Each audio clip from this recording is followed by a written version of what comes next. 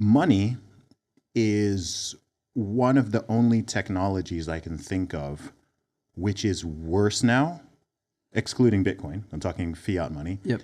is worse now than it was thousands of years ago. The money system, if you were to go back 100 years, 200 years, 500 years, 1,000 years, when things were running off gold and off a gold standard, it was better. That was a better technology in terms of all the things that you're talking about than what we have now. And then I think the second point is just that almost everybody who is alive today, vast majority of people, have never known any different. People are just used to the broken money system. When you even say money, people's brains go to a dollar bill or, euros or pounds or numbers in the bank account or whatever. People don't really think of money as that stored labor and energy, which you can then use to trade for other people's labor and energy in the form of goods and services, which is what it is. If you work a job, if you run a business, if you have a career, we are all constantly exchanging our time and energy for goods and services, right? It's just constant exchange, and we do that through the medium of money because we can't always barter, as you were saying. But I just think that because it's, when did the U.S. go completely off the gold standard? 1971, and I think in the 1930s the process began. It's around the World Wars. Yeah, or in many places, and so this is just what people are used to, right? It's just like, inflation is just a given. Some people think inflation is good, some people say.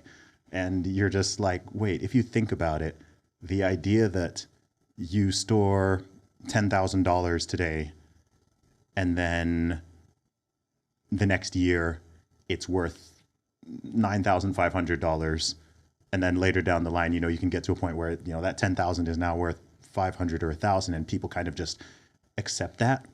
And you're just like, no, that's not meant to happen. And historically, that wouldn't have happened, say, if you'd stored your money in gold. I talked to my father, who came to the UK from Nigeria in the 1970s. The first time. My dad's a medical doctor, a physician. And this is the 70s. We're now in 2024. Head of the household of a family of now 7, but at the time would have been 5 or 6. Medical doctor in the UK.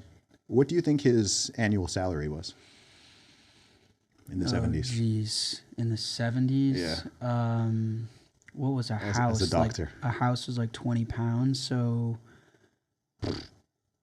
8,000 pounds? 4,000. 4,000? Okay. Yeah, 4,000 pounds a year. proud of That how was a good close I guess. was. Yeah, Yeah. that was a good guess. But 4,000 pounds a year as a medical doctor It's in crazy, the UK, man. right? And now you're just thinking like, gosh, earning 4,000 pounds a month as a doctor wouldn't be a good salary. You couldn't And pay back that's- your loans. Yeah, and that's only 50 years ago. It's not that long. He tells me the story of he and my mom wanted to buy a certain house which cost like I think 15,000 pounds. Not the deposit, the whole house, 15,000 pounds at the time. That would have been maybe $25,000. And they were like, no, that's out of our budget. We can't afford that. And now in many places, you can't even get anything under $500,000 in some places. Approaching $1 million. So it just shows when you were talking about them, the Fed or the central banks or governments just stealing from people, stealing labor, stealing value from people born and unborn. It's very real. And I think if people truly woke up to that, then there would be some form of real revolution. Yeah, well, I think they are. Yeah, that's exactly right. So your dad earning 4,000 pounds a year, and I believe a house, would you say it was 15,000 that they were looking at? Yeah, maybe 10,000 to 20,000, depending on what you wanted. Right. So that sounds like 2.5 to 3 years worth of work to acquire. What's crazy is if people look, I encourage everyone listening to go look into metrics like the average year someone gets married, the percentage of the populace that turns into a homeowner. It's all going very bad. So, for example, everyone used to get married around 22, 23. Everyone's now getting married around 32, 33. Life expectancy is going down. Home ownership is going down. Divorce rates going up. And these are all metrics that tell me that in order to live a life what you're pleased with, it's requiring more time and energy. You know, your dad could have worked 2.5, 3, 4, 5 years to own a home. People are having to work 20, 30, 40, 50 years to own a home. They're still the same humans. Yep. So by debasing the currency, again, if you think of it as time and energy in an abstracted form, you're increasing the time and energy required to live a sustainable life. And it deteriorates society. It's really an awful, malicious thing to do to, you know, when you say steal from people, they are stealing the time and energy from the collective populace. You know, when your groceries double, when your McDonald's order doubles, whatever that is for you, and your gas price doubles, it's just requiring more time and energy for you to have the life that you need to have. You know what, Jack? I think you have just nailed a much better definition of what inflation truly is and why it's so bad. The standard definition of inflation is either, you know, increase in the money supply, devaluation of currency, or just prices going up. Someone could say that they're often the same thing.